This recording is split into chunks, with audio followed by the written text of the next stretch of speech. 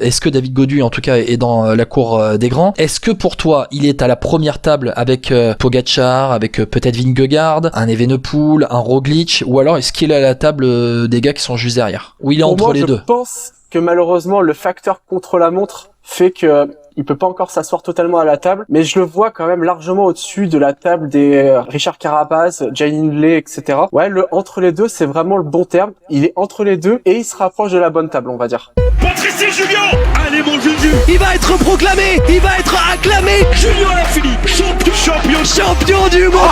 Attaque de Marlou. Let's go.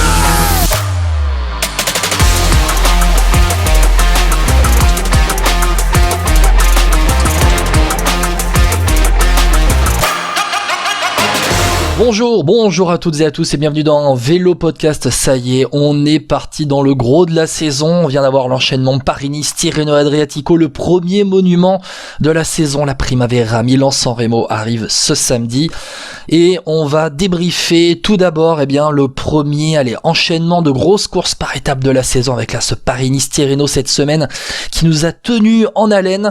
On va parler notamment de David Gaudu, de Tadej Pogačar, de Jonas Vingegaard, aussi un petit peu de Strade Bianche avec Tom Pidcock. On fera nos pronostics de Milan-San Remo à la fin de ce podcast. Et il y aura aussi une partie femme avec en ce moment une équipe qui surdomine le peloton féminin, la SD Works. On en parlera tout à l'heure. Allez, c'est parti pour ce Vélo Podcast avec pour débuter un débat sur David Gaudu. Et pour parler avec moi de David Gaudu, alors ce n'est pas François-Pierre Noël qui actuellement va peut-être accueillir, il est en passe d'accueillir en tout cas, peut-être un nouveau né, un nouveau fan de Chouchou Gaudu. Donc voilà, j'en profite pour saluer François-Pierre en même temps, mais avec moi pour en parler, c'est Étienne Gourceau de Dico du Sport. Salut Étienne.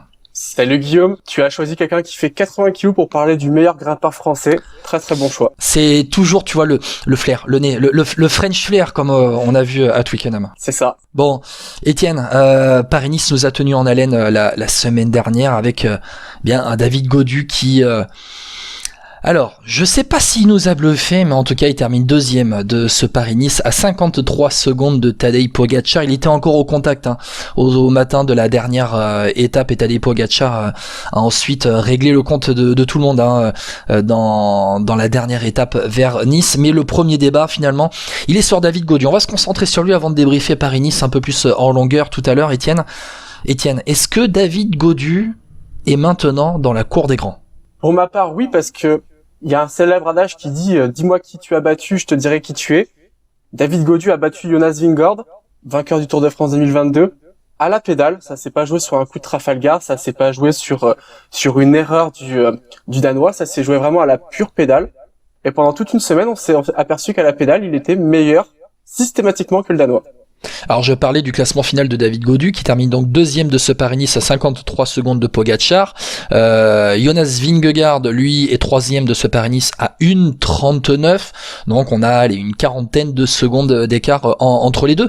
Sachant aussi qu'il y a eu le contre-la-montre par équipe dans la semaine autour de Dampierre en Burly où David Gaudu avait perdu une quinzaine de secondes à ce moment-là. C'est-à-dire que, on va dire qu'à la pédale, en 1 contre 1 sur ce Paris-Nice, David Gaudu a mis 1 minute à Vingegaard. Mais est-ce que finalement la valeur étalon elle est pas finalement sur Vingegaard mais sur Pogačar où on a vu David Gaudu finalement pendant pratiquement toute la semaine se faire battre sur le jump de Tadej Pogačar face à David Gaudu, cette capacité à prendre les secondes. On a vu David Gaudu vraiment au contact, regarder les yeux dans les yeux Tadej Pogačar. Est-ce que c'est pas là vraiment ce qui nous fait dire que en tout cas il veut rentrer dans la bataille avec eux, il est peut-être allé au coude à coude avec eux? J'ai même envie de te dire que, au-delà du fait qu'il l'a regardé les yeux dans les yeux, il l'a surtout fait douter. Qui peut prétendre... Tu penses vraiment? Ouais, je pense vraiment. Qui peut prétendre, quand Tadej Pogačar attaque et qu'il s'échappe seul, qui peut se dire, j'ai réussi à rattraper Pogačar comme l'a fait David Gaudu au col de la Couilleule. Et en remontant les archives, il n'y a pas beaucoup de monde qui a été capable de reprendre un Pogačar quand il s'échappe en solitaire. Au col de la Couillole ou à la Loge des Gardes en semaine? Parce qu'au col de la Couillole, c'est quand même, oui, alors oui, il y a la taille de l'attaque, hein, et ça joue aussi un peu au train, hein, David Gaudu qui colle au basque de Tadej Pogačar, mais finalement, à la Loge des Gardes, c'est l'intelligence de David Gaudu et les jambes en même temps. Je te coupe, je reviens encore une fois sur le col de la Couillole. Tadej Pogačar contre Vingegaard, il s'envole seul, et c'est David Gaudu qui revient sur Pogačar. C'est pas un moment, il y a un moment où Pogačar s'était échappé et Gaudu revient sur lui. Oui, alors il y a ça aussi. Moi, ce qui m'a plus bluffé, finalement, c'est pas tellement le col de la Couillole, c'est à la Loge des Gardes où on a David Gaudu qui profite. Et c'est là où on voit qu'il y a une maturité quand même chez David Gaudu, c'est que à maintenant David Gaudu il a 26 ans. Il y a cette première attaque de Tadej Pogačar, il y a Vingegaard qui tente de revenir, Mais je suis d'accord avec toi. Et après, tu vois, il profite d'un moment de temporisation. David Gaudu, quand ça se resserre, David Gaudu qui tente tout seul d'y aller, et après il enrhume tout le monde. Et là, Tadej Pogačar, c'est là qu'il va cramer Jonas Vingegaard. Il y a aussi cette intelligence de course qui lui a permis d'être dans le match. Alors, je suis totalement d'accord avec toi. En termes de stratégie à la Loge des Gardes, David Gaudu, c'est vraiment du tableau noir, c'est parfait. Il contre au bon moment. Mais sur le plan purement physique, il pourra se targuer de se dire que au col de la Couillole, il n'a pas eu besoin de partir un peu en facteur, profiter du marquage pour pouvoir suivre Pogačar. Non, il a suivi Tadej Pogačar à la meilleure de sa valeur, sans temporisation ni rien. Et c'est pour ça, je trouve que pour moi, ça fait une légère différence par rapport à la Loge des Gardes où on pourra toujours dire, oui, mais David Gaudu, il a pu profiter de ces 20 secondes prises un peu en facteur. Si Pogačar avait voulu, peut-être qu'il aurait gagné avec 20 secondes d'avance. À la Couillole, il n'y a aucune excuse ni rien. Gaudu était au même niveau que Pogačar, point barre. Et est-ce que c'est pas un petit peu dans la tête aussi? La Loge des Gardes a pu être un déclic, et le col de la Couillole est la confirmation. Et d'ailleurs, moi j'ai une petite frustration, c'est ce moment où David Gaudu en fait enlève les deux mains du guidon pour s'essuyer les mains, et c'est là où le sprint est lancé. Bon, je dis pas qu'il aurait battu Tadej Pogačar au sprint, mais c'est fou comme parfois ça peut se jouer. Tu sais, on dit le sport de haut niveau, ça se joue à des détails. Et là, ils ont attendu qu'il y ait un seul mouvement de main de chaque côté. Je pense que c'est quand Tadej Pogačar voit qu'il enlève les deux mains du guidon, David Gaudu, c'est là qu'il veut lancer le sprint. Je referme la parenthèse, mais la Loge des Gardes avait pu être un déclic. Le col de la Couillole est une confirmation pour toi? Bah, pour moi, oui. Après, c'est aussi ce que laisse sous-entendre Marc Madiot dans son interview post-Paris-Nice. Il insiste vraiment sur le fait qu'il y a eu un cap mental franchi par David Gaudu. Et c'est vrai que sa 4e place sur Tour de France, c'était magnifique l'année dernière. Mais il n'y a aucune étape où il avait pu rivaliser, ne serait-ce qu'avec Pogačar ou Vingegaard, même pas avec un Geraint Thomas qui termine sur le podium. Là, clairement, il s'est hissé à la hauteur des deux coureurs qui ont vraiment survolé le Tour de France 2022. Après, bon, pour revenir à Geraint Thomas au Tour de France de l'année dernière, il y a l'étape où ils font où ils sont dans le Galibier. David Gaudu est avec Thomas dans le Galibier. Et puis après, dans le Granon, ça joue à la pédale en un contre un. Je referme la parenthèse.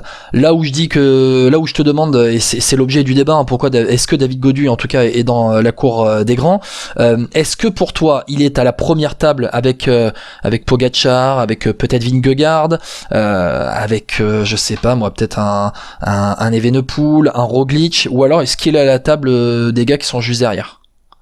C'est une très bonne question. J'essaie de réfléchir en même temps.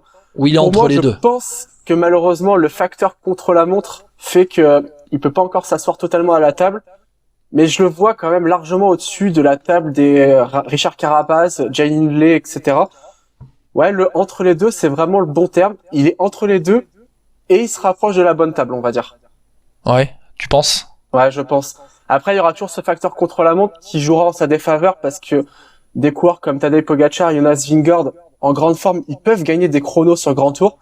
David Gaudu, sur un chrono classique, il ne pourra pas gagner un chrono en Grand Tour. S'il fait un jour un top 10, ça sera une excellente performance.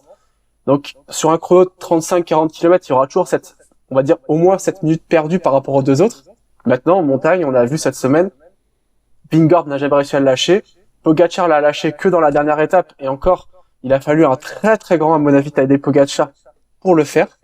Donc, ça répond à cette question. Il se rapproche des tout meilleurs. On l'a pas encore vu en confrontation avec Primož Roglic depuis un bout de temps. Et même par rapport à Remco Evenepoel, donc c'est difficile de les situer. Nous-mêmes, si on devait dire où est-ce que se situe Evenepoel par rapport à Pogačar? La question est difficile d'être répondue. Mais par rapport à David Gaudu, il est clair qu'il se rapproche. On voit les performances notamment de David Gaudu sur le Tour de France de l'année dernière, où dans les étapes de montagne, il va faire 6e à la super planche des belles filles, il va faire 5e à Hautacam, 7e à Peyragudes. Donc ouais, c'est un David Gaudu qui se rapproche vraiment des tout grands. Et tu parlais du contre-la-montre. Sur le dernier contre-la-montre du Tour de France l'année dernière à Rocamadour, vers Rocamadour, Gaudu, il prend entre 2,30 et 2,45 par Pogačar, Vingegaard, Geraint Thomas. Donc voilà, ça situe un petit peu où est le niveau de David Gaudu actuellement sur le contre-la-montre. On va clore ce débat. David Gaudu est-il vraiment dans la cour des grands? Il y a aussi les détracteurs, ceux qui disent bon, tu sais très bien de qui on veut parler, les Vailleur et compagnie, sur les réseaux sociaux qui ont, après la performance de David Gaudu sur Paris-Nice, ont dit non, mais finalement, c'est pas si énorme que ça, il y avait ci, il y avait ça. Bon, toi, t'en penses quoi? Guillaume, les chiffres, on peut leur faire dire ce qu'on veut. On peut les utiliser pour dire qu'une performance n'est pas normale. On peut les utiliser aussi les mêmes pour dire que la performance est normale. Maintenant, concernant si on parle des purs temps d'ascension, c'était des calculs qui étaient certainement très bons dans les années 90-2000. Maintenant, les revêtements ont changé, le matériel a changé. Il y a plein d'articles qui sont en train de sortir en ce moment sur le vent de face aussi, mais il y a plein d'articles qui parlent du changement de matériel. On parle limite de Formule 1 pour les vélos modernes. Il y a forcément une incidence. Tous les deux, nous faisons un peu de vélo quand on a un peu de temps. On sait très bien que si on chevauche un mulet à 500 € ou une machine de guerre à 5000, ben, il y a ce petit kilomètre-heure qui fera la différence rien que sur le matériel. Non, pas pour moi. Pas pour moi. Non, mais je vois ce que tu veux dire. C'est vrai qu'il y a beaucoup de choses qui ont changé, mais il y a quand même une sorte un peu d'hypocrisie qui tourne autour de cette performance de David Gaudu sur Paris-Nice, où certains ont dit, oh, mais non, alors, il y avait quand même deux camps qui se confrontaient, en mode, David Gaudu au niveau des Slovènes, tiens, regardez, ça vous interroge pas, et de l'autre côté de dire, non, mais si David Gaudu est au niveau des autres, c'est parce que les autres, ils en ont gardé sous la pédale. Ouais, il est clair que Pogačar, il en a vachement gardé sous la pédale. Il s'est amusé à attendre les autres au col de la Couillole.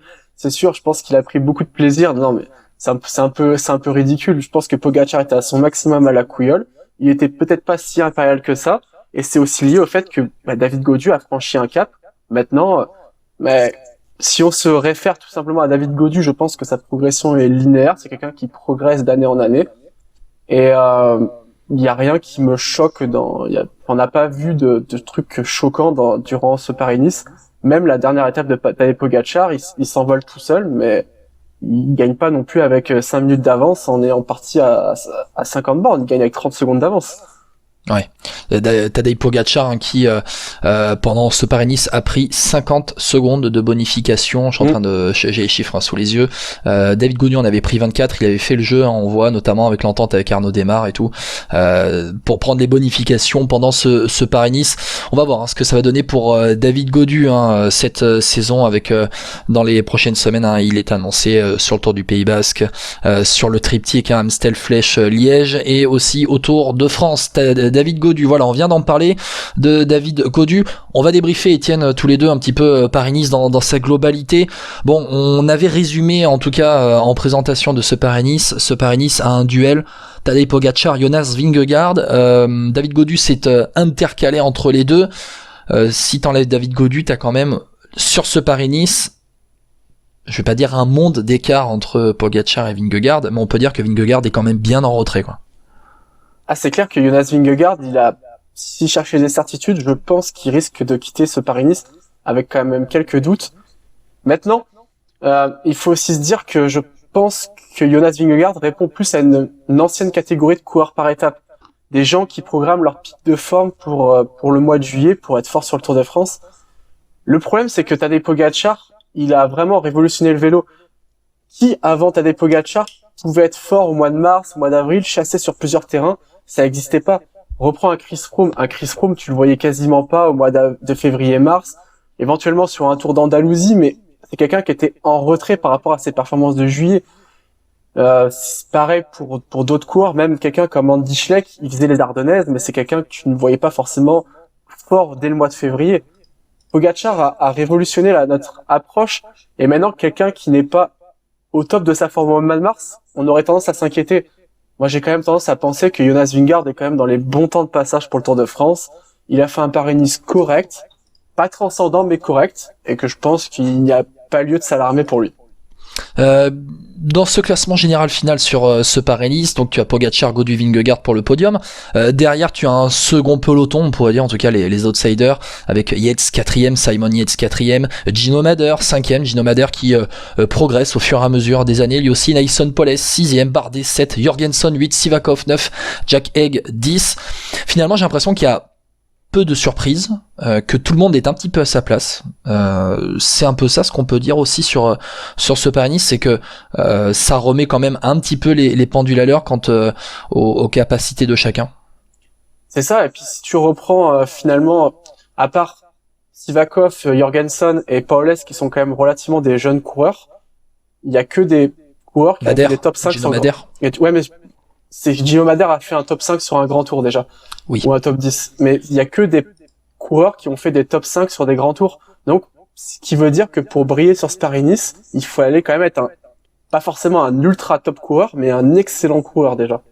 Ouais, Gino Mader qui avait fait 5e de la Vuelta en 2021 et qui avait été meilleur jeune.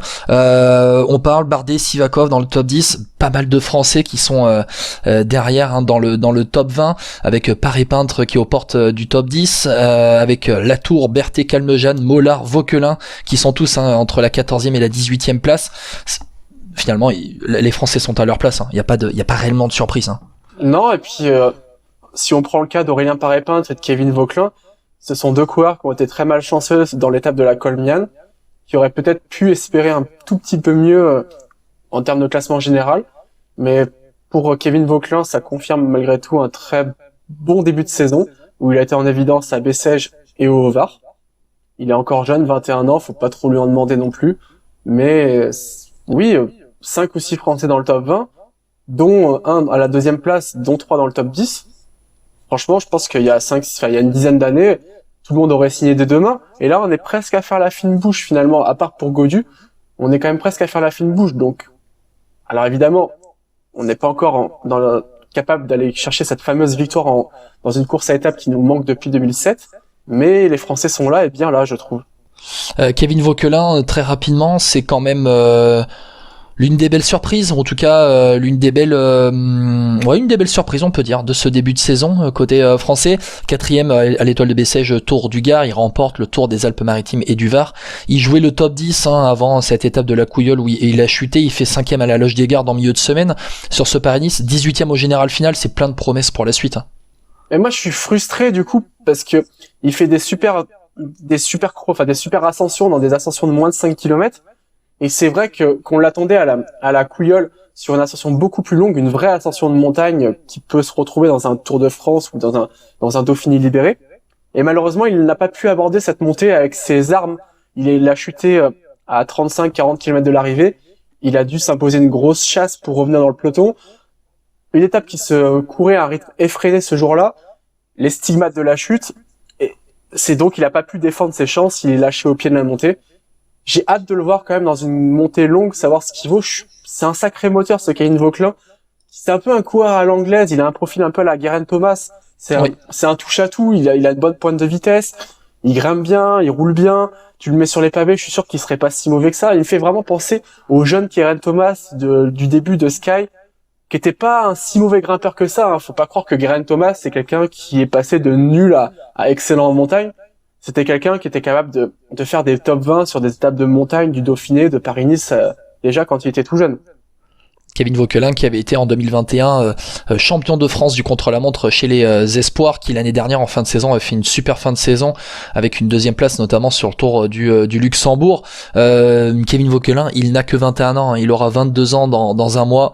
C'est vraiment le Normand est vraiment attendu et c'est une des belles, à mon avis, une des belles promesses de cette équipe Arkea Samsic pour la suite. On va parler, pour moi il y a un flop dans ce Paris-Nice.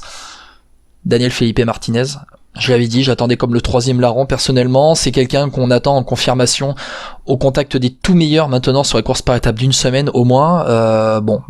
Daniel Felipe Martinez, je sais pas ce qui s'est passé pour lui, mais bon, il termine dans ce classement général final de Paris-Nice. Il est 25e à plus de 20 minutes. Guillaume, c'est dans la foulée de ce qu'il nous montre. Il a été excellent autour du Pays Basque l'année dernière, et depuis c'est quand même compliqué. Et pour aller plus loin que le cas du Colombien, c'est toute la Ineos qui pose question. À un fond de top 10 sur Paris-Nice, eux qui ont été habitués quand même à briller sur cette épreuve, notamment avec, encore une fois, Geraint Thomas, mais même Sergio Henao qui l'a remporté. Sur Tirreno Adriatico, on peut pas dire qu'ils aient pesé sur la course. Où est la Ineos qui terrorisait les autres équipes sur les courses à étapes? On les voit plus du tout, hein. On en avait parlé dans la grande presse de l'équipe Ineos. C'est une équipe qui a quand même changé un peu son identité. Après, Daniel Felipe Martinez, on va pas tout jeter de ce qu'a fait le Colombien. On débriefe seulement Paris-Nice. Il avait remporté le Tour d'Algarve au mois de février. Il était encore dans le top 10 du général avant l'étape de la Couillole. Il fait 8e à la Loge des Gardes. Mais ce qu'on attend de Daniel Felipe Martinez, c'est pas réellement un top 10. C'est de jouer par exemple avec David Gaudu, jouer le podium, top 5 voire podium de ce Paris-Nice. Et puis Guillaume, il se bat avec Filippo Ganna autour de l'Algarve. Avec tout le respect que j'ai pour Filippo Ganna, qui est un immense champion, c'est pas non plus une terreur sur les courses à étapes. Donc bon, c'est quand même inquiétant déjà, oui, ok, c'est une belle victoire de référence en début de saison. Mais il y avait Joao Almeida, par exemple, en face. Oui, c'est sûr, mais Joao Almeida, c'est pas un coureur qui est capable de faire des grandes différences en montagne. Donc, à partir du moment où il s'est retrouvé dans une course où il y a eu des attaques, comme il y a eu là, sur ce Paris-Nice, il est en 4e division.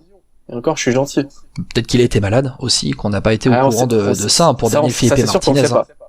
Voilà, on va parler pour terminer ce débrief de Paris-Nice, Étienne, on va parler un petit peu des sprinters, parce qu'il y a eu quand même sur Tirreno comme sur Paris-Nice un bon petit plateau de sprinters, et il y a eu des étapes sur Paris-Nice pour que les grosses cuisses puissent se la donner. Le premier dont je veux parler, c'est Tim Merlier, le nouveau sprinter de la Soudal Quick-Step, le champion de Belgique, qui a remporté en milieu de semaine Danilit Nokerekerse.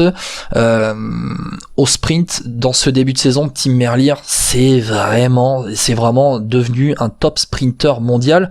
Moi, j'avais l'impression dans ces derniers temps à la Deceuninck, à la Pessine de Koenig, que c'était devenu un petit peu compliqué pour lui, doublé par Van Der Poel, et relégué derrière Van Der Poel et derrière Jesper Philipsen. Bon, là, depuis qu'il est arrivé chez Soudal Quick-Step en début de saison, il gagne une étape à l'UAE Tour, il remporte une étape au Tour d'Oman, deux étapes à l'UAE Tour, une étape au Tour d'Oman, une étape à Paris-Nice, Danilit Nokerekerse. C'est costaud quand même d'être Tim Merlier là. C'est costaud, et puis alors on est focus sur Paris-Nice, mais la façon dont il gagne en milieu de semaine cette course, il la gagne presque en flandrien plus qu'en sprinter, c'est-à-dire que il se retrouve un peu isolé dans le final, et puis il sort un sprint long. Sur Paris-Nice, c'est pareil, sa victoire elle est quand même sur une étape qui a été marquée par du froid, la pluie, le vent. On a vraiment l'impression que quand les conditions sont dures, le Belge qui a quand même 30 ans, qui s'est réveillé sur le tard lui, il est bien là, et j'étais un peu sceptique en début de saison quant au fait de rejoindre le Soudal Quick-Step avec quand même un Fabio Jakobsen qui était bien installé au sein de cette formation. Écoute, je pense qu'il est en train d'envoyer des gages à un Patrick Lefebvre, et que je pense que ce dernier risque de se casser la tête au moment de faire la sélection sur le Tour. D'ailleurs, les deux sont présélectionnés par l'équipe. Il me semble que les deux sont bien présélectionnés pour le Tour de France. Ça risque d'être un casse-tête, hein. On en parlera de Fabio Jakobsen qui était aussi qui était lui aligné sur Tirreno de l'autre côté, avec donc deux fronts différents. On parlera de ces deux fronts différents dans quelques équipes, où ça va donner des petits mots de tête pour la suite de la saison au directeur sportif. Un autre sprinter qui lui confirme sa régularité au top niveau World Tour, c'est Mats Pedersen, qui a aussi claqué une étape au sprint sur ce Paris-Nice, la deuxième après avoir fait troisième de la première étape. Mats Pedersen qui va faire deuxième à Saint-Paul-Trois-Châteaux aussi plus tard dans la semaine, derrière Olaf Koy. Mats Pedersen, j'en fais, on en parlera à la fin du podcast, hein. Pour moi, c'est un des favoris de Milan-San Remo, mais ça devient un coureur ultra complet avec une grosse pointe de vitesse. Alors avant de commencer de parler du Danois, j'en profite pour adresser mes salutations à Alain Clouet et à toute l'équipe du Tour Poitou-Charentes. Pourquoi ça, Guillaume? Parce que Mads Pedersen a été une des révélations de l'édition 2017 qu'il a remporté. Et c'est vrai que pour y être allé cette année-là, j'avais trouvé un coureur de grand talent qui avait remporté le chrono au lendemain d'une grande fugue sur les routes charentaises, sur une étape assez compliquée, assez vallonnée. Et le lendemain, il trouve les ressources pour coller 1 seconde au kilomètre à un certain Jonathan Castrovirro, qui était quand même pas le plus mauvais rouleur du peloton à ce moment-là. Non, je suis totalement d'accord avec toi. Là, tu prêches un convaincu. Mads Pedersen, il sait sprinter. Quand il y a des bosses, il sait passer les bosses. Sur les pavés, il est impressionnant. J'ai quand même le souvenir, quand il a porté le maillot de champion du monde, d'avoir vu des gens sur Twitter le qualifier de pire champion du monde de l'histoire. Je pense que, j'imagine que le Danois n'a pas vu ces choses dites sur lui à ce moment-là, mais je crois quand même qu'il est en train de prouver qu'il est pour moi, c'est un grand champion, Mads Pedersen. Il lui manque encore un monument, mais il fait partie de ces grands champions capables de gagner sur plusieurs terrains. Très intéressant. Et puis, j'ai l'impression qu'en plus, le coureur est plutôt sympa, pas dans la polémique. Il fait sa vie, il est fidèle à son équipe de la Trek depuis ses débuts. Il y a une équipe qui l'a fait progresser. Il a gravi les échelons au sein de cette formation. Profil très intéressant, c'est clair. Autre sprinter, alors je vais en parler rapidement. C'est Olaf Koy qui a claqué une étape au sprint. C'est une affirmation qu'on attend de lui au World Tour cette saison. Et il claque une étape sur Paris-Nice, donc c'est quand même ce qu'on attendait de lui. C'est bien, hein. Il remporte d'ailleurs l'étape de Saint-Paul-Trois-Châteaux, donc je le disais devant Mads Pedersen. Olaf Koy, voilà, ça fait partie de ces jeunes sprinters, la nouvelle génération du sprint aux Pays-Bas qui bluffe un peu tout le monde. Étienne, on va terminer ce débrief de Paris-Nice avec ceux qui nous ont, on va pas dire inquiétés, mais déçus. Allez, Sam Bennett qui n'a pas réussi, pourtant avec un Danny Van Poppel qui a été en poisson pilote très bon. Sam Bennett n'a pas réussi à la mettre au fond, et bon aussi quand même Arnaud Démare qui inquiète avec un changement de train à l'intersaison pour lui avec des poissons pilotes qui sont partis. Bennett et Démare, c'est les vraies déceptions au sprint sur ce Paris-Nice. Je suis d'accord avec toi, peut-être encore plus Arnaud Démare parce que Sam Bennett a quand même pu prendre part à des sprints.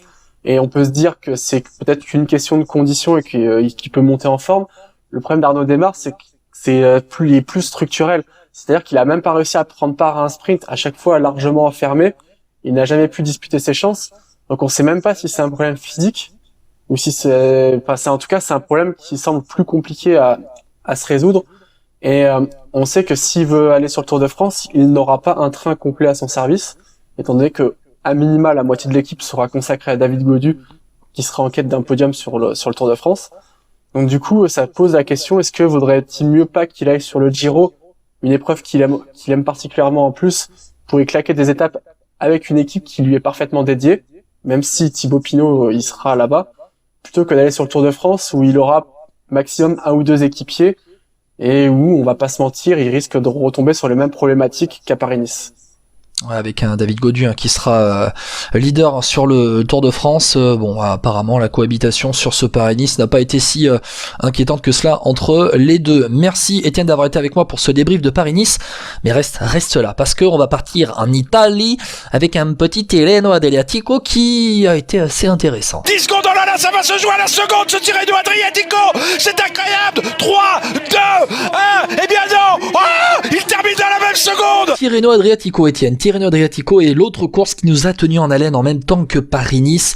Une course qui aurait été quand même, on va pas dire haletante, mais qui a été quand même très serrée. On a dans le classement général final qui était remporté par Primoz Roglic, les 8 premiers se tiennent en 57 secondes à l'arrivée de cette semaine, avec donc la victoire finale de Primoz Roglic devant Joao Almeida et Tao Gegenhardt. Kamna 4e, Ciccone 5e, Enric Mas et Mikel Landa font 6 et 7, Hugh Carty 8, Vlasov 9e et Thibaut Pinot 10e, juste devant Adam Yates. Je te coupe. Normalement, Thibaut Pinot remonte à la 8e place grâce à grâce à, il n'y a pas eu une histoire de disqualification ou de problème de pénalité pour Landa et un autre coureur. Et qui a été annulé, cette pénalité annulé, disqualification. Okay. Voilà, c'est pour ça. Eh bien, c'est vrai, hein, il aurait dû y avoir une vingtaine de secondes de pénalité pour 2 coureurs qui étaient dans le top 10. Il était annoncé 8e à un moment donné, il a été rétrogradé à 10e, c'était sa place normale. Ce qui n'est pas plus mal, parce que bon, c'est très dur. Qui ont été donc annulés. Étienne, victoire finale de Primoz Roglic qui n'a pas été forcément le plus fort pendant cette semaine, mais qui aura été finalement le plus intelligent, je dirais, même s'il est pas vraiment en forme. Est-ce que tu es d'accord avec moi sur le constat ? Je partage totalement ton avis, et dans ces cas-là, quand t'es pas le plus fort, il faut savoir jouer sous les antagonismes. Et c'est ce qu'a particulièrement su faire Primoz Roglic, parce que en plus de pas être le plus fort, il avait pas forcément une si grande équipe que ça. Il y avait Kelderman, il y avait Wout van Aert, mais il s'est quand même parfois retrouvé un peu livré à lui-même. Et dans ces cas-là, il a su laisser faire les autres. Henrik Mas qui attaque, d'autres qui bouchent le trou, Landa qui attaque, d'autres bouchent le trou. Et finalement, Roglic, il a pas eu tant à travailler avec ça. Et on parlait tout à l'heure de jump pour Tadej Pogačar. Le jump de Primoz Roglic, on l'a vu, il est quand même pas si mal que ça. Hein. Après, tu parles... Alors oui, sur le jump en lui-même, d'ailleurs, je m'intéresse à ça aussi, le nombre les secondes de bonification prises sur ce Tirreno. Au général final, Joao Almeida termine avec 18 secondes de retard sur Roglic. Roglic, pendant Tirreno, a pris 30 secondes de bonification. Almeida en a pris 4. Sans les bonifications, Almeida remporte Tirreno. D'ailleurs, c'est un peu une déception sur ça Almeida, parce que on sait que c'est un bon grimpeur, on sait que c'est un bon rouleur, mais on sait aussi qu'il a plutôt une bonne pointe de vitesse pour terminer les choses, et là on l'a pas du tout vu. Finalement, il était toujours un peu à la rupture quand il y avait l'explication finale, et comme tu dis, 4 secondes de bonification, 30 secondes de bonification pour Roglic. Et ça peut se jouer à ça en Tour de France aussi, hein. On le voit, alors c'est Primoz Roglic qui a quand même, grâce à son jump, été très intelligent, mais bon, il claque quand même 3 étapes de suite sur ce Tirreno Adriatico. Il faudrait que je retrouve, il me semble que c'est l'étape qui arrive à Osimo. Non, c'est pas celle de Osimo. Attends, il va falloir que je la retrouve. Je crois que c'est voilà, c'est ça, c'est la 5e étape qui arrive à Sasso Teto, qui comment dire, il y a eu les derniers kilomètres aussi qui ont été supprimés à cause du vent, où Primoz Roglic, on l'a pas vu de la montée, il est sorti à 50 mètres de l'arrivée pour l'emporter. C'est là, c'est du tableau noir pour prouver l'intelligence de Primoz Roglic, cette étape-là. On l'a pas vu de la montée, il est resté caché vraiment. Il y a eu des attaques, on a vu Henrik Mas bouger, Mikel Landa bouger, et puis c'est revenu à la pédale, et derrière il sort à 50-100 mètres de l'arrivée pour faire le sprint vent de face, puisque c'était vent de face sur la montée, le jour où il me semble à Paris-Nice l'étape a été annulée à cause du vent. Là on a bien vu ce que pouvait faire Primoz Roglic. D'ailleurs, je te pose la question, Étienne. On parle de Primoz Roglic sur le Tour d'Italie. On a vu Vingegaard en retrait sur Paris-Nice. Est-ce que on peut avoir peut-être au dernier moment un changement de plan de la part des Jumbo ? C'est compliqué à comparer, parce que il n'y a pas eu de grande bagarre sur Tirreno Adriatico. On a vu un Roglic fort, mais on n'a pas vu un Roglic autant attaqué comme a pu ne serait-ce l'être. Pogačar a été presque plus attaqué par David Gaudu que ne l'a été Primoz Roglic par ses concurrents. Alors évidemment, il y a cette étape, comme tu l'as dit, qui a été amputée, et qui a surtout été, au-delà du fait qu'elle a été amputée de 2 km, elle a surtout été amputée à cause du vent de face. C'est impossible d'attaquer vent de face, celui qui attaque, il se fait exploser les jambes. Donc s'il n'y a pas eu d'enseignement à tirer, mais je pense qu'il mais c'est l'intelligence de Roglic aussi. C'est l'intelligence de Roglic. Oui, mais sur le Tour de France, il sera plus harcelé par Pogačar. Tu as beau être intelligent, à un moment, si t'as pas les jambes, t'as pas les jambes. Et de ce que j'ai vu sur Paris-Nice ou Tirreno Adriatico, je suis incapable de te dire que Roglic a pris l'ascendant. Et pour moi, je ne pense pas qu'il ait pris l'ascendant. Toi-même, tu l'as sous-entendu. Il était pas forcément le plus fort sur Tirreno Adriatico par rapport aux autres. Il était le plus malin. Oui. Et je pense que sur le Tour de France, face à un Pogačar ou même face à un David Gaudu de ce niveau-là, ou un Vingegaard qui aura retrouvé ses sensations, je l'espère pour lui, l'intelligence, ça a ses limites. avec un Wout van Aert qui, notamment dans l'étape des murs, je crois que c'est l'étape de samedi, Wout van Aert a fait un boulot monstrueux pour faire exploser le peloton. Avec, moi j'ai cette image en tête de Julien Alaphilippe qui craque sur l'accélération, sur une accélération de Wout van Aert. Je crois que c'est quoi, une trentaine de kilomètres de l'arrivée dans l'avant-dernière boucle, où Alaphilippe est dans les premières places du peloton, et quand Wout van Aert accélère dans le mur et maintient son effort surpuissant, Alaphilippe lève la main d'un geste de dépit en mode allez vas-y, pars tout seul, moi je vais pas suivre ton rythme, c'est pas possible. Wout van Aert a quand même permis à Primož Roglič d'aller gagner ce Tirreno Adriatico. C'est aussi quand t'as un lieutenant comme lui, on l'a vu sur le Tour de France l'année dernière, tu peux aller très loin. Ça c'est clair. L'année dernière déjà il fait un travail extraordinaire sur plusieurs étapes. N'oublions pas l'étape des pavés où s'il est pas là, je pense que Vingegaard il a perdu le Tour de France avant même qu'il commence réellement. Et après on a ce souvenir de ce qu'il a fait à Otakam là. Ah ben oui. Mais moi le plus marquant c'est l'étape des pavés. S'il y a pas Wout van Aert pour rouler comme un buffle pendant 40 km, Vingegaard il perd 4-5 minutes ce jour-là, je pense, parce qu'il était vraiment à la rue quand il tombe, et on voit cette image des Jumbo là, ils sont totalement perdus, et je pense que là Vingegaard c'était terminé pour lui. Ouais, complètement. On va parler vite fait de ce Paris-Nice encore, de ce Tirreno Adriatico encore, avec les deux qui accompagnent Primož Roglič sur le podium. Joao Almeida, deuxième de ce Tirreno Adriatico. Tao Gegenhardt, troisième. On parlait de Mats Pedersen dans le débrief de Paris-Nice, où c'est vrai qu'on avait annoncé Mats Pedersen comme le pire champion du monde de l'histoire. On avait annoncé Tao Gegenhardt comme l'un voire le pire vainqueur du Tour d'Italie de l'histoire, lui qui a remporté en 2020. Petit à petit, Tao Gegenhardt, il s'affirme comme le fait Mats Pedersen aussi au plus haut niveau mondial. Tout à fait. Et puis, c'est vrai que quand on gagne un grand tour ou une grande course, des fois, les gens auraient envie de voir quelqu'un qui domine. Et des fois, gagner un grand tour, c'est des sollicitations, il faut digérer ça. Il était jeune. Jay Hindley, c'est pareil, il a mis celui qui fait deuxième du Giro derrière Tao Gegenhardt. Il a mis une grosse année à bien digérer. L'année dernière, il est revenu au top. Il a claqué son Giro. Cette année, c'est peut-être une chance pour Tao Gegenhardt. En plus, au-delà de ses bonnes places, il se révèle aussi comme un bon puncher. Donc ça peut être une carte pour Ineos dans les Ardennaises, parce qu'il a quand même une bonne pointe de vitesse, des attaques qui ont été tranchantes. Il revient bien. C'est encore un coureur qui est jeune. Donc il fallait lui laisser un peu de temps. Tout le monde n'est pas forcément capable d'enchaîner comme le fait Pogačar dès une première victoire sur un Tour de France. Tao Gegenhardt, tout comme Joao Almeida, qui sont annoncés eux sur le Tour d'Italie au mois de mai. Joao Almeida, ça peut jouer la victoire finale sur le Tour d'Italie? J'ai envie de dire non, parce que moi j'ai toujours l'impression qu'il lui manquera un truc. C'est-à-dire que c'est un bon rouleur, mais c'est pas le meilleur rouleur. C'est un bon grimpeur, mais c'est pas le meilleur grimpeur. S'il a une bonne pointe de vitesse, mais c'est pas le meilleur point de vitesse, donc il est pas capable d'aller choper les bonifications. Sur le chrono, il pourra toujours se faire dominer par un Evenepoel. Et en montagne, j'ai toujours l'impression qu'il sera aussi dominé par un Evenepoel. Donc, même par un Roglič d'ailleurs. Donc, au final, je pense que c'est un bon coureur pour aller marquer des gros points UCI. Le coureur qu'on aime quand il faut aller chercher des points, parce qu'il va aller faire deuxième de Tirreno, il va aller peut-être faire 4e ou 3e du Giro. Mais pour aller chercher la grande victoire, je pense qu'il lui manquera un truc. Dans ce classement général final de Tirreno Adriatico, on a Enric Mas et Mikel Landa qui font 6e et 7e. Quel punch en négatif face à Primož Roglič, on a pu voir. Ouais.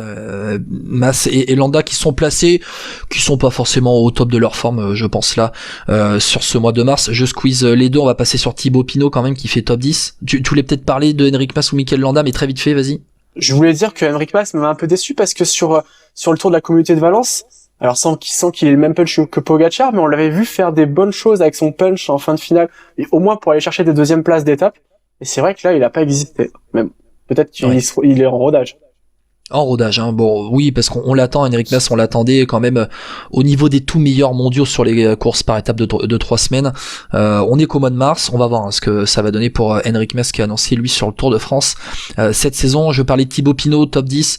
Bon, est-ce que c'est un bel espoir pour nous de voir un Thibaut Pinot performant sur le Tour d'Italie, ou alors bon, ça veut pas dire grand chose. J'aurais envie de dire, je suis assez neutre quant à sa performance parce que c'est un top 10 où finalement, il a quand même subi toute la semaine. Il a pas laissé la même impression que l'année dernière sur Tirreno où il fait aussi top 10, mais on l'avait vu pas mal sur l'étape Rennes où il doit faire 6e, où il était vraiment pas loin de justement des Enric Mas, Jonas Vingegaard et tout. Là, il est plus en retrait. Bon, maintenant, on sait pas trop ce qu'il vise sur le Giro, est-ce qu'il vise les générales ou est-ce qu'il va viser des étapes. Donc c'est difficile de se prononcer pour Thibaut Pinot, qui est aussi un coureur qui a besoin de monter en puissance, l'âge aidant dans ce sens-là. Thibaut Pinot qu'on espère. Alors moi j'ai annoncé un maillot de la montagne pour Thibaut Pinot sur le Tour d'Italie. On va bien voir ce que ça va donner. Julien Philippe, Étienne, est-ce qu'il t'a rassuré? Il m'a rassuré, non. Il m'a pas déçu non plus. J'ai envie de dire qu'il est à sa place. Je pense on reverra pas le Julien Alaphilippe de 2019. Celui qui était capable d'avoir 15 succès dans une saison, de gagner un sprint massif sur Tirreno, de gagner Milan-San Remo. Maintenant, c'est pas la première fois où on se dit ouais pour Alaphilippe et qui nous claque une grande victoire derrière pour nous faire taire. Avant de gagner ces 2 mondiaux, il faisait pas une saison exceptionnelle non plus et il avait été au top quand il fallait. Il reste encore 3 semaines avant le Tour des Flandres qui est son premier gros objectif de la saison. 3 semaines, ça laisse encore du temps pour monter en puissance. Ouais, pour Julien Alaphilippe qui voilà, on attendait un top Julien Alaphilippe dès le début de saison, dès le mois de février, à claquer tout ce qui bouge. Il a gagné, hein. Il a gagné. On l'attendait peut-être et puis il fait deuxième à Tirreno, il fait quand même deuxième d'étape à Tirreno derrière Roglic. Bon. Oui, c'est peut-être pour ça que je demande s'il nous a rassuré, hein, parce que pour le coup, après il se met à la planche, hein, pour le reste de l'équipe. Hein. C'est pas ça plus, quoi. C'est correct. C'est correct.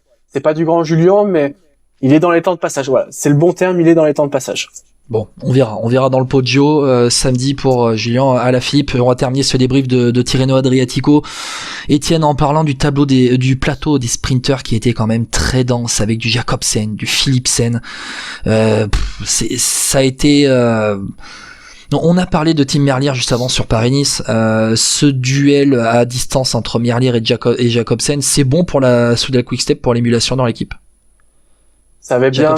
Jacobsen qui plante une étape. Hein. Ça avait bien marché à l'époque où il était en concurrence avec Jasper Philipsen du côté de la Alpecin, ce qui s'appelait la Alpecin Phoenix. C'est pas la première fois qu'il y a de la concurrence rude, hein, chez la Quick-Step. On l'a vu, Sam Bennett avait sauté au profit de Mark Cavendish sur le Tour 2021. L'année dernière, c'est le Mark Cavendish qui est sacrifié au profit de Fabio Jacobsen. Donc il y a toujours eu traditionnellement au moins 2 gros sprinters au sein de cette équipe. On a le souvenir de Gerd Stigmans et Tom Bonan dans les années 2000. Enfin, bref, les exemples sont légion au sein de cette équipe. Donc je pense que malgré ces petits déclats, très choc, un gars comme Patrick Lefevere sait très bien manager ces gars, qui sait très bien en tirer le meilleur possible. On a rarement vu quelqu'un régresser quand il est arrivé chez Quick-Step. Ils ont plus souvent progressé. Ce fameux bonus, Quick-Step. C'est ça, le fameux bonus Quick-Step. Donc je me fais pas trop de soucis. Et puis ça sera le meilleur qui sera sur le Tour de France. Et vu que Remco Evenepoel est aligné sur le Giro, rien n'exclut d'emmener les deux après tout. Pourquoi pas après tout. Ils auront pas de leader pour le général. Ouais, exactement. Après, à voir ce que ça va donner pour la Quick-Step.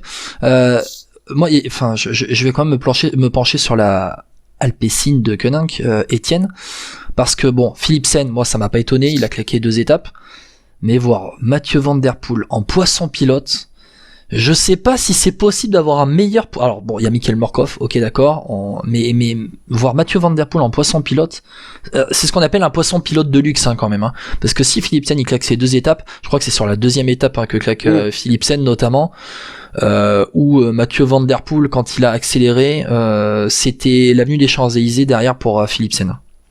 C'est super de voir un si grand champion se mettre à la planche pour un autre grand champion. Ça prouve aussi une certaine mentalité de Van Der Poel. Parce que il était clairement pas à son meilleur niveau sur l'étape des murs, par exemple. Il est pas à son niveau. Un grand Van Der Poel aurait dû être dans le premier peloton. Et il y a pas que là où il a pas semblé à son meilleur sur la première étape que gagne Roglic. C'est pareil, Van Der Poel, il est pas au top à Tortoreto. Mais il a quand même l'esprit de sacrifice, de dire ok, je suis pas en grande forme. Je vais pas gagner cette semaine à Tirreno, mais je vais faire gagner mon coéquipier. Et ça, c'est quand même révélateur d'un très bon état d'esprit. Ça m'a plu. Et puis, chapeau Mathieu Van Der Poel. Ouais, Mathieu Van Der Poel qui était en reprise et sur l'Estrade et sur Tirreno après avoir fait une coupure après les championnats du monde de cyclocross, une course d'ailleurs que Tom Pidcock avait squeezé. Tom Pidcock, on va en parler dans Vélo Podcast, c'est un gros Vélo Podcast, on vient juste de terminer le débat sur David Gaudu, le débrief de Paris-Nice et de Tirreno. Et là, ce Vélo Podcast, il est pas terminé. Vous allez en avoir pour plus d'une heure dans ce Vélo Podcast. Merci Étienne d'avoir été avec moi. On se retrouve très bientôt dans Vélo Podcast pour parler encore une fois de cyclisme. Étienne, on te retrouve sur Dico du Sport. Merci Guillaume. Et puis les efforts d'une heure, ça nous connaît, hein, tu le sais. Ah, effort curseur, on le sait. Effort Allez, curseur. ciao. Ciao. Ah, Christopher Froome qui n'a plus de vélo. Christopher Froome à pied. Mais quelle image du tour. Tom Pidcock, c'est le vainqueur des Strade Bianche 2023, champion du monde de cyclocross l'année dernière. Le Britannique a donc remporté en solitaire la première grosse classique de la saison sur les terres italiennes. Et pour en parler avec moi, Julien Després d'Actu Cyclisme Féminin est avec moi. Salut Julien. Salut Guillaume. Bon, alors, on va parler des femmes juste après le portrait de Tom Pidcock. On va en parler un petit peu, parler des Strade Bianche à travers Tom Pidcock finalement, parce que son raid solitaire a été le fait marquant de cette classique italienne, avec une première attaque à 50 km de l'arrivée, puis une autre à 23 km de l'arrivée.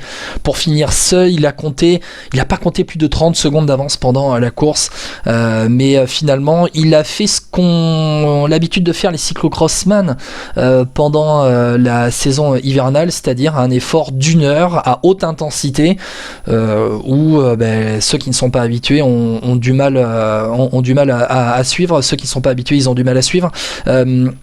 Julien, je vais faire un petit portrait de Tom Pidcock, parce que quand même c'est un des coureurs qui est un des plus complets du peloton. C'est un coureur qui est capable de remporter en ce début de saison et les Strade Bianche, et aussi de faire 5e du Omloop quelques jours avant à la mi-février, de faire 7e du Tour d'Algarve avec une victoire d'étape au sommet.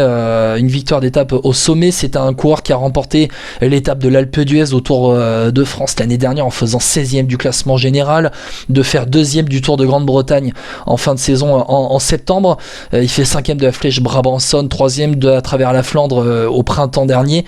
Je le disais, Julien, c'est un des coureurs les plus complets du peloton, qui est champion olympique de VTT cross-country, champion du monde de cyclocross l'année dernière, qui s'est mis en retrait des championnats du monde de cyclocross là. C'est celui qui est toujours décrit un petit peu comme la troisième dent du trident derrière Van Aert et Van Der Poel, le troisième fantastique. C'est un coureur qui est jeune, qui a 23 ans. Il est, on va dire, un peu la génération d'après par rapport à Van Aert et Van Der Poel. Il a trusté tous les trophées, toutes les médailles possibles, tous les titres possibles chez les jeunes en cyclocross. Il a aussi remporté Paris-Roubaix en espoir en 2019. Il va faire 3e, je le disais, à travers la Flandre l'année dernière, 3e de Kuurne-Bruxelles-Kuurne en 2021. Il fait 2e de l'Amstel en 2021. Bon, voilà, c'est Tom Pidcock. À travers son palmarès, Julien, Tom Pidcock, on le définit comme un des coureurs des plus complets du peloton. Est-ce que toi, tu es d'accord avec ça? Entièrement d'accord, c'est un garçon qui sait tout faire. Il sait aller vite en petit comité, il sait grimper, il sait grimper les cols. On va pas gagner l'Alpe d'Huez si on ne sait pas monter un col. Il est punchy dans les courtes bosses, sur les Ardennaises ou sur les Flandriennes. Il passe bien les pavés. Tu disais qu'il avait gagné un Paris-Roubaix Espoir. Faut pas oublier aussi qu'il a aussi gagné un Paris-Roubaix Junior. Donc c'est aussi quelqu'un qui c'est un des seuls qui peut faire la trilogie Espoir, Junior, Élite sur un Paris-Roubaix. C'est vraiment un coureur complet. Il marche en VTT, il marche en cyclocross.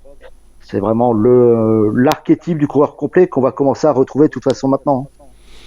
Coureur ultra complet, formé au cyclocross tout comme au VTT. Je disais champion olympique quand même de VTT cross country, c'était à Tokyo, là où finalement un Van Der Poel j'allais dire a chuté dans les deux sens du terme, au sens figuré comme au sens propre. Même sans la chute, je pense que Van Der Poel était surpassé par Pidcock. Ça, c'est indéniable. Pidcock, sur le VTT, c'est une classe exceptionnelle. Il va rentrer en Coupe du Monde, il va claquer sa première Coupe du Monde. Donc, c'est quelqu'un qui est super complet, qui aime, comme tu disais, les efforts intensifs pendant 1 heure. Faut pas oublier aussi qu'il était champion du monde junior de chrono. Donc, c'est aussi quelqu'un qui sait bosser à haute intensité. C'est un coureur qui fait 1m70, petit gabarit, moins de 60 kg. À l'avenir, sur la route, ça va être un coureur qu'on va retrouver où ? Qu'on va retrouver partout, ou peut-être un peu moins en haute montagne ? Je pense que c'est une grosse inconnue, ce Pidcock. Est-ce qu'il peut pas performer en montagne ? Il n'a pas été mauvais sur ce Tour de France. Il a gagné l'Alpe d'Huez.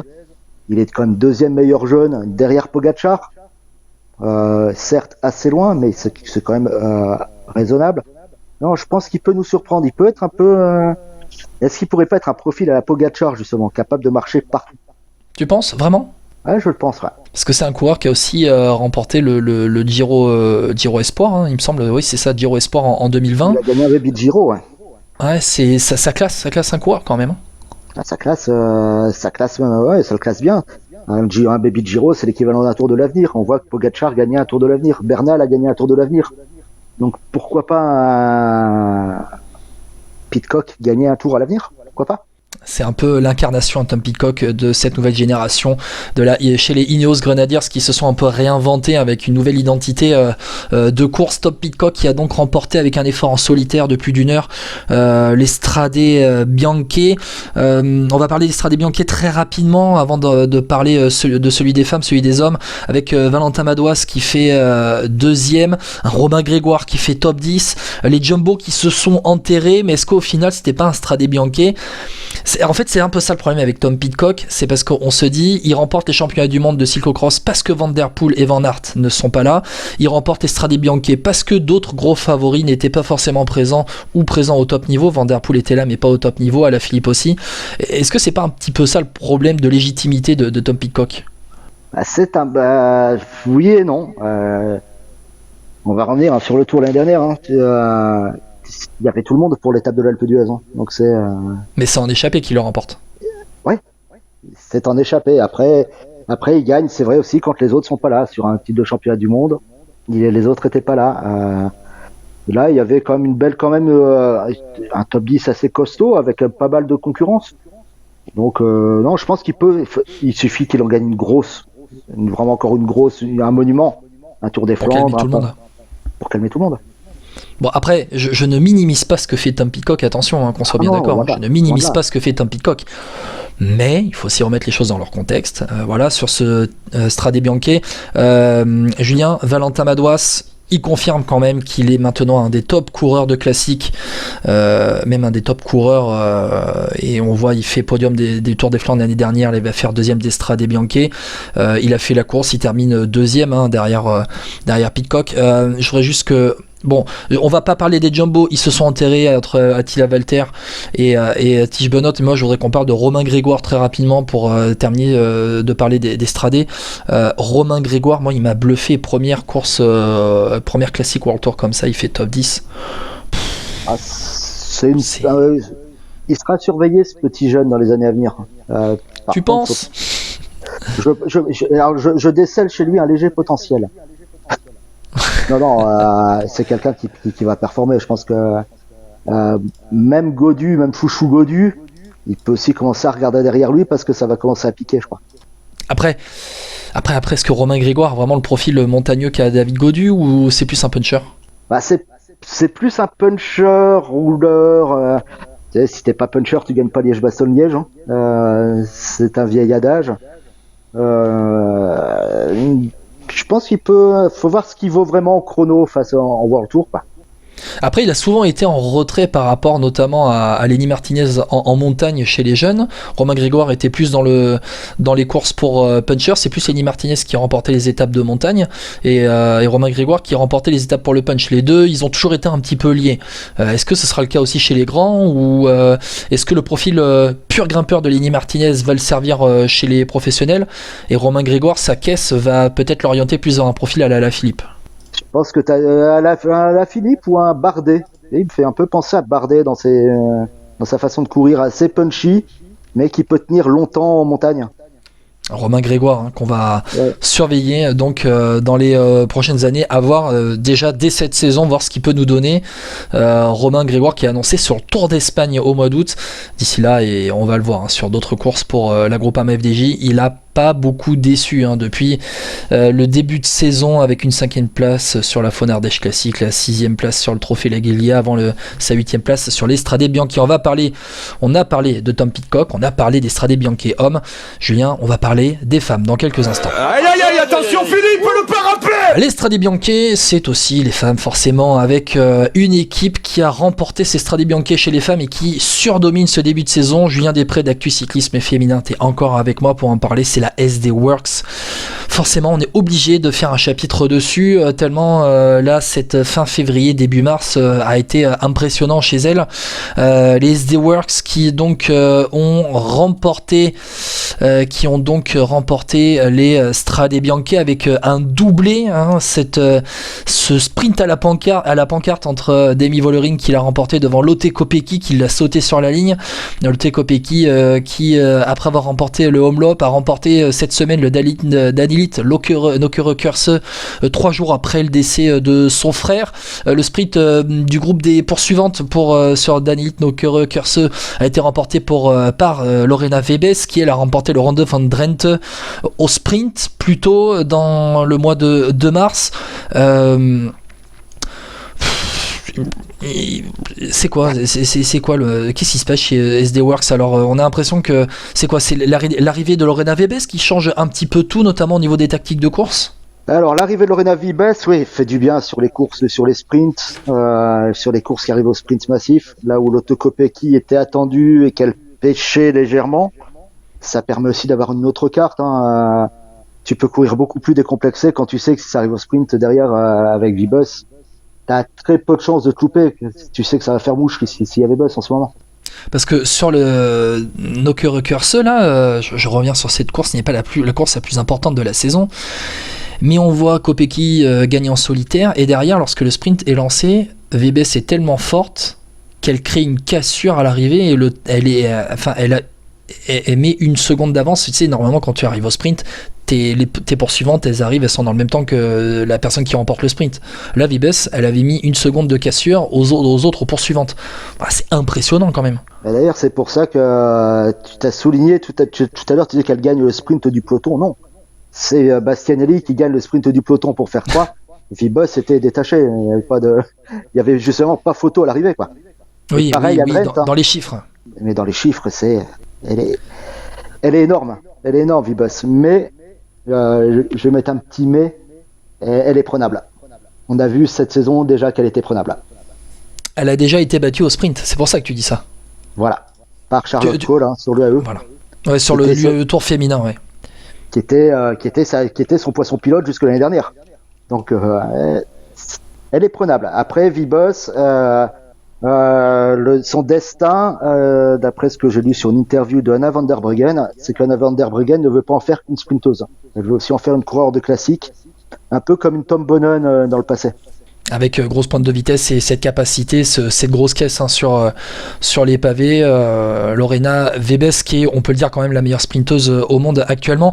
Pour parler des SD Works, est-ce que pour toi, la SD Works, c'est devenu, on a parlé dans les grandes presses 2023 by Vélo Podcast au mois de janvier, on a parlé de la force de la Trek, notamment sur les classiques avec un collectif hyper puissant. Est-ce que pour toi la SD Works là est devenue, notamment avec l'arrivée de Lorena Wiebes, mais pas que, est devenue l'égale de la Trek? C'est pas qu'elles s'en rapprochent, ça se joue sur des petits détails. Maintenant, là, il y a eu que 2 classiques, enfin une classique, on va dire, et une demi-classique, une semi-classique, même 2 classiques. J'ai oublié de compter l'Omloop. Les Trek ont surtout manqué de chance à l'Omloop. Ils sont passés complètement à travers les Strade Bianche, ce qui est rare normalement. Avant l'Omloop, on savait pas où on était la SD Works parce qu'ils ont quasiment pas couru du début de saison. Donc c'est ça qui est sur le tour, elles étaient plutôt en retrait, quoi. Donc c'est ça qui est impressionnant avec les SD Works. Maintenant, voir sur Gand-Wevelgem, sur la semaine sainte, c'est sur les semaines saintes qui arrivent là, dès la semaine prochaine avec Bruges de Panne, avec Gand-Wevelgem. à travers les Flandres, le Tour des Flandres, Paris-Roubaix. Là, on entre vraiment dans les semaines saintes, quoi. T'imagines quand même si on veut faire passer Lorena Wiebes à une course de classique, si tu as Lotte Kopecky pour l'emmener par exemple, bon, je vois pas qui peut les empêcher de gagner. Lotte Kopecky qui voilà, sur l'Estrade Bianche fait 2 aussi derrière Demi Vollering, qui peut, enfin même les Trek elles peuvent pas aller les chercher. Ça va être compliqué. Ça risque d'être compliqué parce que bon, Elisa Longo Borghini est tombée malade d'une grippe a priori avant l'Estrade Bianche. On sait pas trop où elle en est. On va la revoir ce week-end sur le Trofeo Binda. Balsamo a manqué de chance hier au moment où elle attaque, elle tombe. Je sais pas. Van Dijk qui est pas là sur les classiques, ça peut aussi jouer parce qu'elle joue un très gros rôle. Je pense qu'on va peut-être quand même avoir une SD Works devant cette année. Ouais, SD Works devant, on va voir. Avant de parler de ce qui va arriver dans les prochains jours, je voudrais juste qu'on revienne sur l'Estrade Bianche avec la très belle performance aussi de Cécilie Uttrup-Ludwig qui a fait 3e. Bon, on est là encore dans la confirmation de cette équipe FDJ Suez cette saison. Bonjour à Stéphane Delcourt. Cette équipe FDJ Suez qui joue les premiers rôles sur les grosses courses mondiales. Qui joue les premiers rôles, qui a déjà fait un très beau début de saison en Australie. Qui a le pic Marta Cavalli malheureusement, mais qui est le mot d'ordre de cette année pour les FDJ, hein, c'est confirmé 2022. Donc là je pense qu'on est déjà sur des bonnes bases pour confirmer. Ouais. Pour confirmer, on va voir ce que vont donner un CFDJ Suez qui nous laisse plein d'espoir pour cette saison 2023 qui va se poursuivre ce week-end avec, on a Milan-San Remo chez les hommes. Il y a une course italienne qui est aussi très importante dans le calendrier mondial. C'est un certain Trofeo Binda, Trofeo Alfredo Binda qui se déroule dimanche au lendemain de Milan-San Remo. Trofeo Binda, Alfredo Binda, pour ceux qui ne connaissent pas, c'est un grand champion italien de l'entre-deux-guerres qui a été un des plus grands coureurs au monde, voire le plus grand coureur au monde de l'entre-deux-guerres, et qui a donné son nom donc à cette course qui a vu ces 2 dernières saisons 2 treks l'emporter avec Elisa Balsamo l'année dernière et Elisa Longo Borghini en 2021. Je te repose la question, Julien, sous une autre forme. Est-ce que la SD Works va prendre la suite de la Trek ? Ah, bonne question, parce que sur les 2 dernières éditions, la SD Works est passée complètement à côté de ces courses-là. Même si elles arrivent à faire des top 10, elles n'ont jamais réussi à peser sur un parcours qui est vraiment typé Tour de Lombardie, on va dire. Des petites bosses raides. Voir Vollering comment elle est, voir les petites jeunes aussi de chez SD Works. Hein. J'ai pas encore vu qui était dans leur start list. Mais je pense qu'on aura certainement du Anna Shackley, du Liam Fisher-Black, qui sont aussi des coureurs très explosifs, qui demandent qu'à percer aussi, et voir s'il y a Demi Vollering, qui est bien en forme aussi en ce moment. Hein. Demi Vollering, ouais, c'est de toute façon. On a chez le peloton, dans le peloton féminin, moi, ce qui me plaît, je le dis, c'est que un peu finalement comme devient Tadej Pogačar chez les hommes, les filles, il n'y a pas de, enfin, il y a parfois ces pics de forme, voilà, un peu plus quand le cyclisme, comment dire, se spécialise un petit peu, et chez les femmes ça a tendance à se spécialiser de plus en plus, mais on a quand même des filles qui sont présentes du premier au dernier jour de course et qui sont, quand elles sont en forme, quand elles sont les plus fortes, et tu les retrouves tout au long de la saison. Demi Vollering, c'est un petit peu ça, on peut la retrouver au mois de juillet pour jouer la victoire sur le Tour de France, comme on peut la retrouver au mois de février ou au mois de mars pour jouer la victoire, notamment sur le Trofeo Alfredo Binda là au mois de mars. Là tu penses vraiment que on l'a vu au Strade Bianche, elle peut jouer la victoire là, vraiment? Elle peut aller jouer la victoire. Après c'est comme on dit, c'est les coureurs qui font la course. Mais si elle arrive à sortir dans le dernier mont, je vois pas qui peut aller la rechercher derrière, quoi, parce qu'elle a ce punch. Elle est on en avait parlé il y a un peu plus d'1 an de ça, quand Van der Breggen prenait sa retraite, que ce serait elle la nouvelle entre guillemets Van der Breggen, voire la nouvelle Van Vleuten. Ouais, c'est tout ce qu'on lui sait, Dami Vollering qui termine deuxième du Tour de France, c'est ça, l'année dernière? Il termine deuxième du Tour de France après avoir gagné le Giro. Exactement. Non, elle gagne pas le Giro, pardon. Elle gagne pas le Giro, non, elle a remporté l'année d'avant, il me semble. Elle avait remporté l'année d'avant, oui. Voilà. Van Vleuten avait fait le Grand Chelem. La start list du Trofeo Alfredo Minda n'est pas encore totalement tombée. Les équipes vont se dévoiler d'ici le départ. On aura notamment une Silvia Persico qui peut être à surveiller à domicile. Elisa Balsamo qui va défendre son titre aussi pour la Trek. On verra bien. On débriefera cette course dans les prochains jours. Julien, je te remercie d'avoir été avec moi. Mais tu restes un petit peu encore parce qu'il y a Milan-San Remo, la Primavera qui arrive.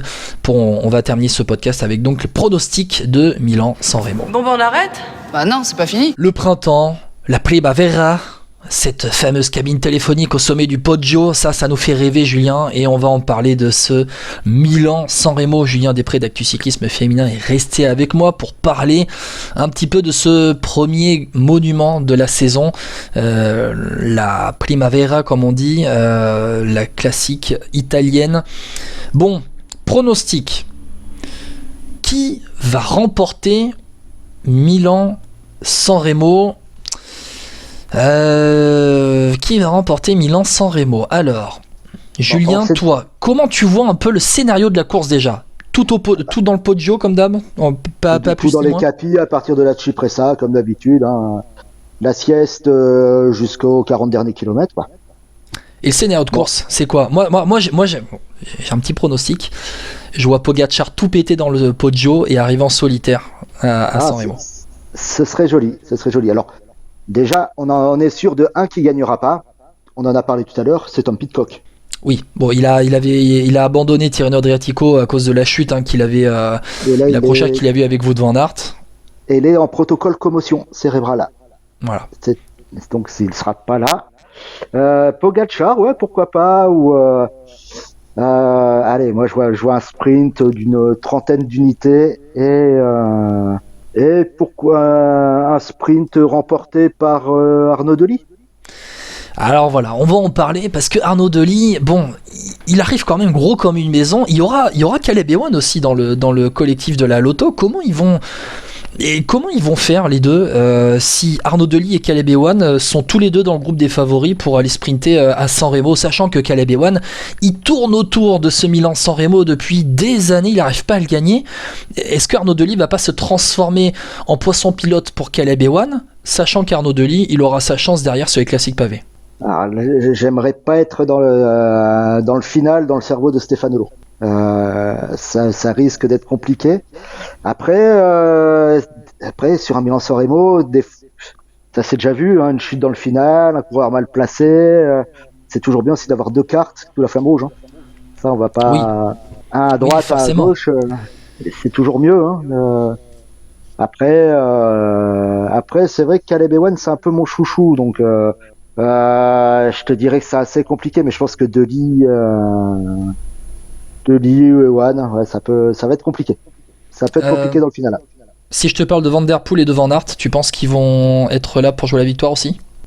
Van Aert, ça peut être là. Van Der Poel, il a souvent du mal sur les courses longues, j'ai l'impression. Je sais pas si tu partages cette impression.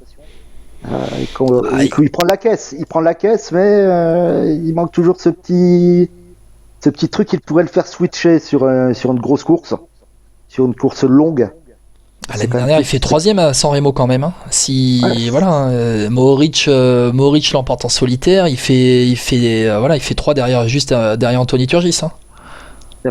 C'est vrai. Mais il gagne aussi au fur et à mesure des années. Il prend la caisse, donc forcément. Van Der Poel, tout dépend s'il doit pas travailler pour Philipsen, parce qu'on a vu ce que ça a donné sur des étapes de Tirreno. Ils étaient imbattables les deux. C'est ce qu'on a vu sur Tirreno. Si Jasper Philipsen passe le Poggio et dans le groupe des favoris, si t'as Van Der Poel pour l'emmener au sprint, il y aura pas grand monde pour battre Jasper Philipsen au sprint. Parce qu'il y a pas non plus. T'as même un Quinten Hermans pour le coup dans le collectif et même un Soren Kragh Andersen. Donc tu vois, ça en fait quand même. Et un Vermeersch. Et un Gianni Vermeersch, exactement.